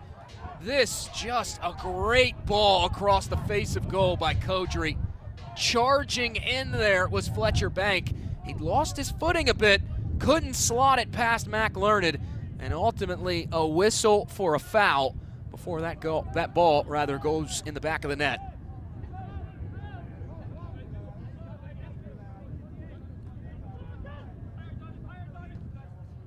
Toronto FC, they do have the 4 shots on target on 8 total shots, just the 1 goal to show for it though, and any coach will tell you, including Gianni Cimini, who has reiterated this at times, that you have to take your chances. You have to finish in the early stretches of the season before this offense had really started clicking. First 2-3 matches, Cimini and company had said that they liked their chance creation. They just wanted to see that ruthlessness, that finishing touch. And if you don't put your opportunities away, teams will punish you for that. Trying to play this ball through, looking for Bank, and instead finding the mitts of Mac Learned.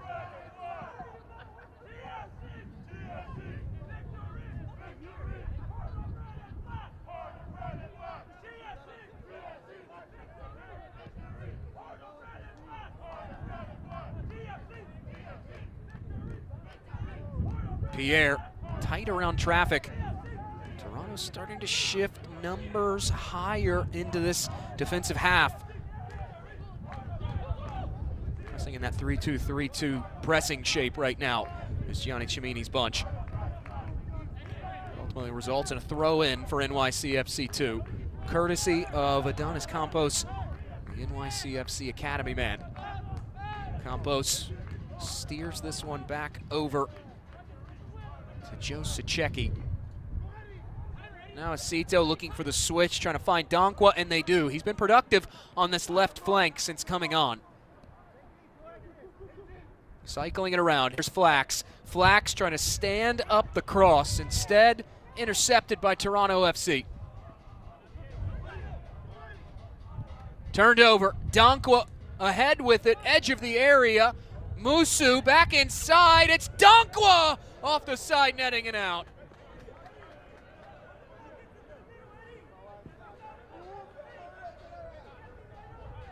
Caleb Donkwa, he has breathed new life into this Pigeons attack since trotting on here in this second half. Still though, NYCFC, not much to show for it with no goals.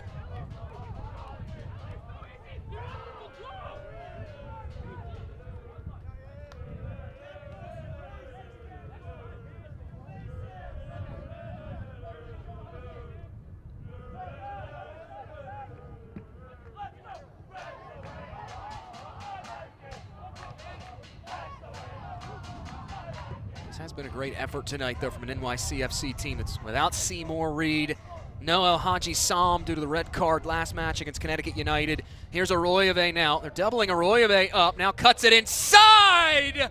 Whiskers wide of the near post and out.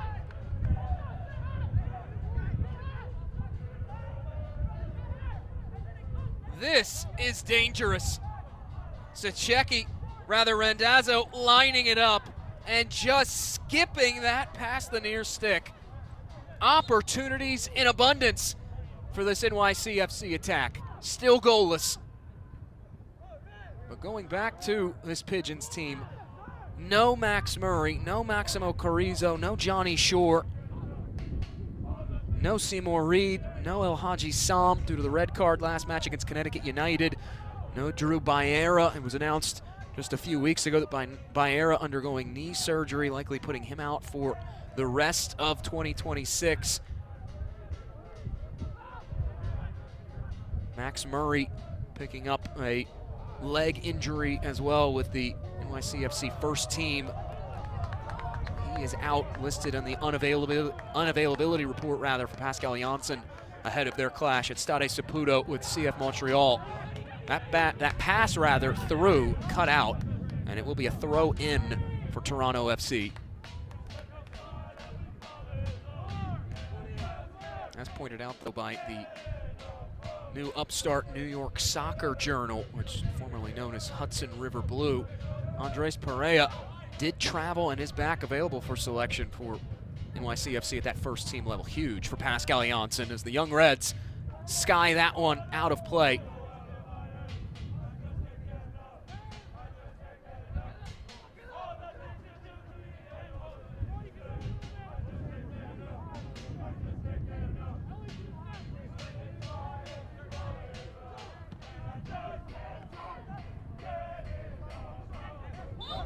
Here's NYCFC on the attack, and Oriel Zeitz will win that whistle for the visitors, and will quickly restart things off the free kick, but a bit too quick for the liking of Fabrizio Strassola.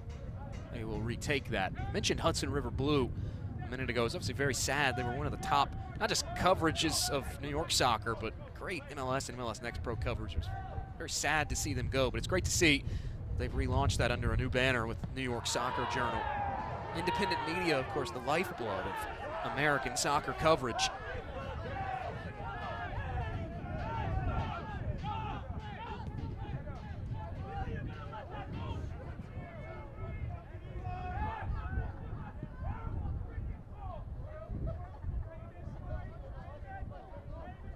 Pierre will give it up to Acito.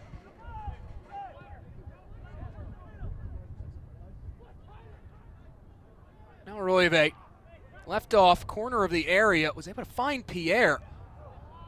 Now turned over, Zeitz, it's quickly developing. Oriel Zeitz, it won't make its way through. Deflected off a defender and popping into the gloves of Zakaria Knuckley.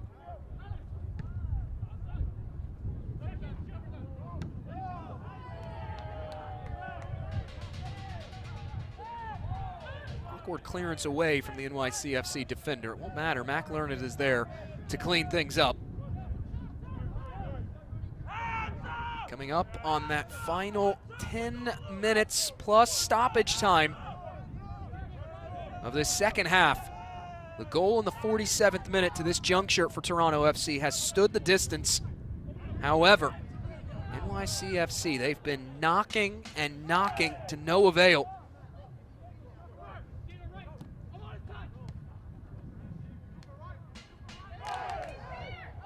Counter developing now for Kodri and Toronto FC. Oh, defender got the lines wrong. Nolan is there and pokes it in.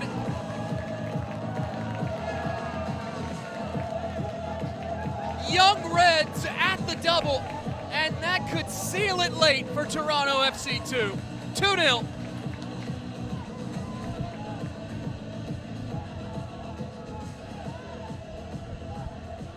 Been a relatively strong effort defensively for NYCFC. Just a deflection off of Cooper Flax, and who else? Jamari Nolan pouncing all over it and turning it in. For the 80th minute, by number 64, Jamari Nolan. Nolan, 4 goals now to start out 2026. But perhaps a little bit troubling. He goes down before the restart, and trainers on to assess the status of Jamari Nolan. Gianni Cimini, he's talked at length about Jamari Nolan, a guy who trains with the first team, comes back down into the second team environment for match days as NYCFC will make another change. David Duque, the NYCFC Academy man, will come on for Oriel Zeitz. And Cimini had said that he feels like that's been so big for Jamari Nolan, not just his confidence, but rounding him into form as that complete player. He gets to experience some first-team environment. He said the ability to sit in the stadium at BMO Stadium, feel that energy, feel and envision where he wants to go and be as a player, has helped transform Jamari Nolan into not just a really good player, but perhaps one that could be a dynamic contributor for Robin Fraser and Toronto FC in the future. And he has barnstormed onto the scene in 2026 for club and country, named best player at the CONCACAF U17 World Cup qualifiers for Jamaica. He will come off, unable to continue on. Josh Nugent, the 17-year-old, will come on in his stead.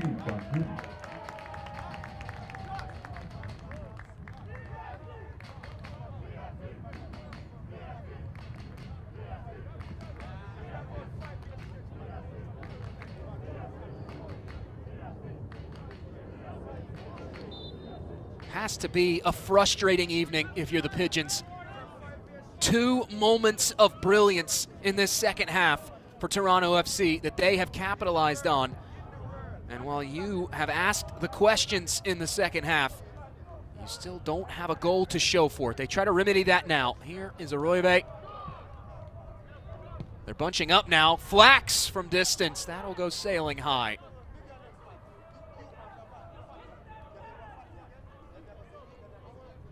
That has been the story, though, of the season for NYCFC.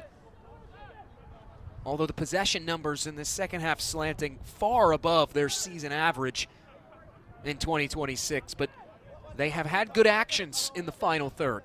They have lacked that finishing quality that Matt Pilkington is hoping to have throughout this season. And it is not without hard work and effort. 58 total shots coming into this contest, but just 19 shots on target, only 3 goals scored so far, 2 of which coming in one match against Connecticut United. Pilkington, though, he's a confident man. He knows that the results will come for NYCFC. They have too much quality on this team to not, as they slide it across the top of the area. Donkwa had it for a moment. Now Donkwa will get it back, dispossessed, and here is Nugent. Oh, that is fascinating footwork there for Nugent, who rolls it ahead. Kodri now, looking to slow the tempo. Kodri cuts inside. Here's Nugent, off the give up out wide. He will head to the corner flag and track that down. It will ultimately be a throw in for Toronto FC.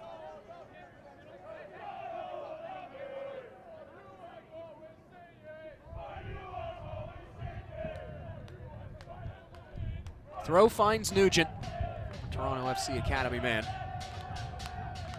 20 appearances last season, now 3 so far in 2026. A big academy class coming in last year for Gianni Cimini and company in terms of signing with the MLS Next Pro side. And this is an organization in Toronto FC. They are not afraid to work players up and through all phases of the Toronto FC organization. Just recently, they signed Richard Chukwu to an MLS Next Pro contract from the academy 2 Thursdays ago. Toronto FC second among all MLS clubs in terms of working guys into that first team environment over the last 5 seasons.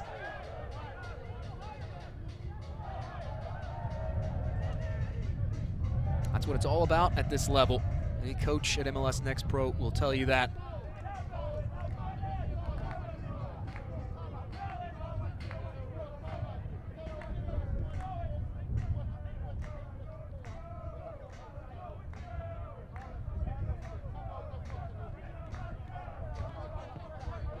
A layoff, top of the area. Back over by Pierre to Donkwa on the left. Donkwa instead cuts inside. Here's Donkwa. Dispossessed again. Not clear. Pierre able to keep the pressure on. Campos to Flax. He'll stand up across, but it won't make its way through. Well, the real work beginning here for Kodri, who turns it over. Pierre quickly tossing it ahead. Campos battling on this near side. Pierre will go back to the well with the throw in. And it'll be consecutive throws now for NYCFC. Inside 5 plus stoppage to go here in regulation. Pigeons desperately seeking a goal that would give them a lifeline late.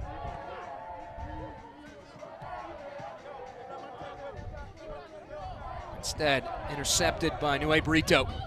And now rushing ahead is Toronto FC. Oh, that's a good ball. Out of the reach, though, Fletcher Bank. And scooped up by Mac Learned. Going back to that idea of advancing players through the organization, of course, NYCFC, they're one of the top academy systems for a reason, producing players like Drew Baera, Johnny Shore, a litany of others. That's just the tip of the iceberg for NYCFC. But it's been a real youth movement in MLS this season. We see it with Michael Bradley. We heard about it at the half. Julian Hall scoring that opening goal in their midweek fixtures. It'll be a throw for NYCFC. I had a chance to catch up with Edward Wilding, the new manager for Orlando City B, earlier today. They'll take on Chicago Fire, who they in their own right, both teams, Orlando City B and Chicago Fire, no shortage of guys currently plying their craft in MLS. But it's been a real youth movement across the league. Jude Terry scoring his first goal in MLS play for LAFC. It was just a few matches ago. Eric Izoida signing a homegrown deal and then promptly scoring for Portland Timbers out in the Western Conference for Phil Neville. Wilding had such a fascinating perspective on it. He, a former academy coach for Orlando City, as Arroyave will receive that cross in. Wilding said it's really twofold for these clubs in MLS. One, it's economic to dip into their academy system and utilize their younger players, but he also feels like MLS Next Pro is helping better prepare younger players. These guys are arriving to the first team environment with so much experience under their belts.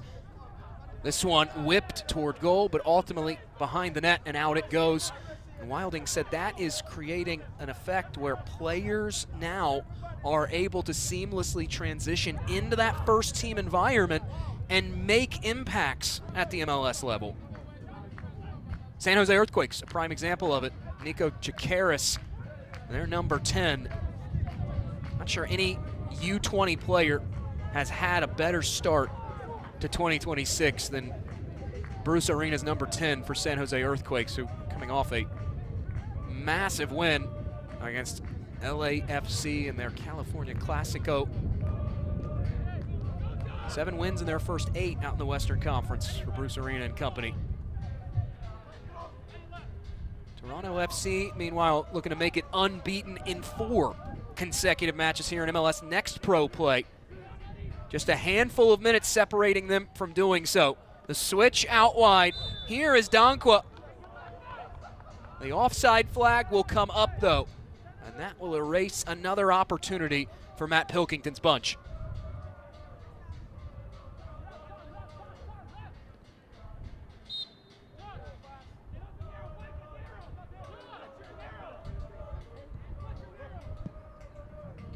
Toronto FC 2, they came in with the second longest active unbeaten streak in MLS Next Pro's Eastern Conference. Only Crown Legacy and Red Bull New York have gone unbeaten longer so far.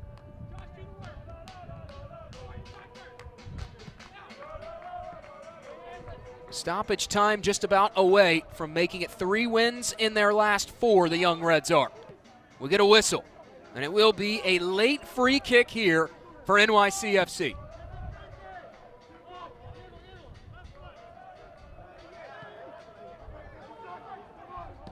Arroyave, cross is blocked out.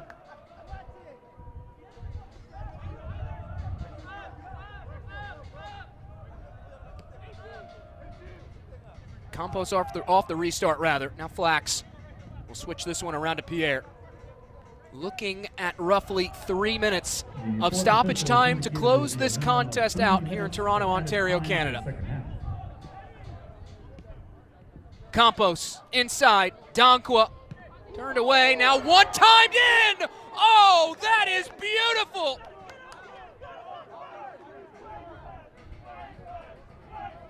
A rocket for NYCFC2 and a lifeline courtesy of David Duque. 2-1.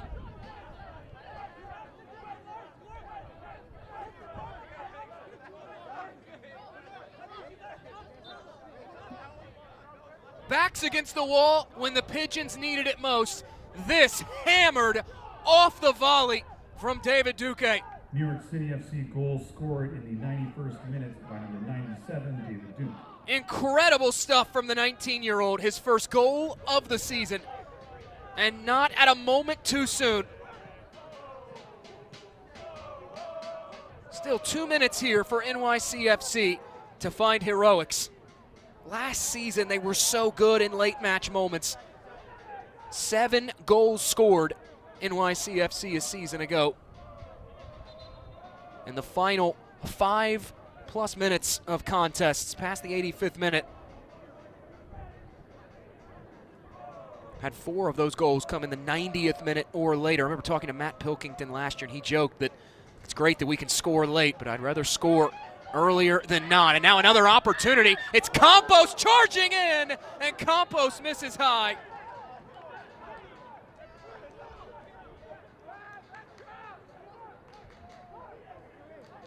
What was a second half that was controlled by Toronto has quickly shifted. Opportunities coming fast and furious for NYCFC2. The clock not on their side, though. We come up on the 2nd minute of stoppage time. And the Pigeons back on it. Musu is dispossessed. Young Reds were looking for a foul. They won't get one. And now thumped all the way back down by Toronto FC. Suddenly shifting into some frantic moments for the home side. A real feeling of just trying to hold on what was a 2-0 lead. Here's Campos wanting to play it into space, pushed away, and out it goes for a throw-in. Dankwa with about 20 seconds to go here in this contest.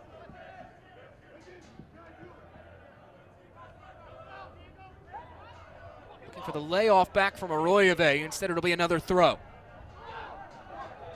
To move quickly with it, and they do. Campos standing up this cross, out wide it goes, headed wide of goal. And that might be the last gasp for NYCFC2.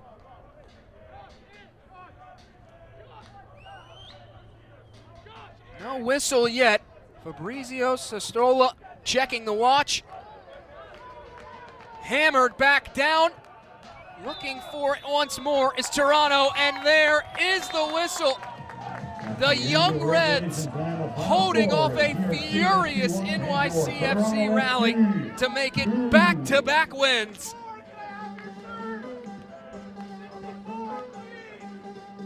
A valiant effort from the visitors falls just short, and Toronto FC moving up the Eastern Conference table, courtesy of the efforts of today's man of the match. DeMar Dixon, a goal in the 47th minute that would put Toronto FC up for good, breaking the scoreless deadlock just 2 minutes into the second half. Our man of the match presented by Adidas, going to DeMar Dixon for his 2nd goal of the season, and a beauty of a goal it was. It's 3 wins in their last 4 matches for Toronto FC, who are unbeaten in 4. They take down New York City Football Club for the 2nd time in a month and win it 2-1. For our entire broadcast crew, I'm Jake Griffith saying so long from Toronto, Ontario, Canada. Don't forget, you can watch MLS Next Pro all season long at MLSNextPro.com and OneFootball. Good night from Canada.